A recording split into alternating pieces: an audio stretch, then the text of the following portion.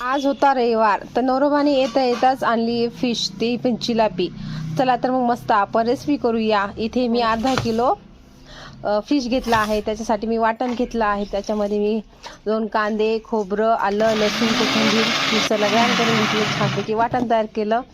त्यानंतर आता आपण फोडणी करूया. छान गॅसवर कढई ठेवली, तेल तापत ठेवलं.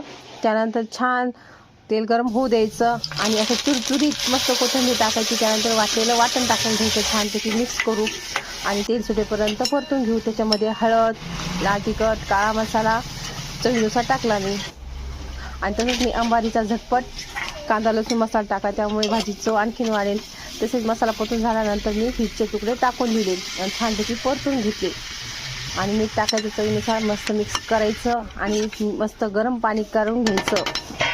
थंड पाणी टाकायचं नाही, नाहीतर भाजी आपली बेचव होऊन जाईल. आता मी इथे गरम पाणी टाकून घेतलं आणि मस्त भाजीला उकळी आली आहे. बघा कसा रंग आला आहे, दिसते की नाही छान. तुम्ही नक्की करून बघा आणि तुमच्याकडे कोणत्या पद्धतीने करतात हे मला कमेंटमध्ये सांगा. आणि जर माझ्या नवीन नवीन रेसिपी पाहायच्या असेल तर चॅनलला सबस्क्राईब करा. आवडल्यास लाईक करा, शेअर करा, कमेंट करा. धन्यवाद.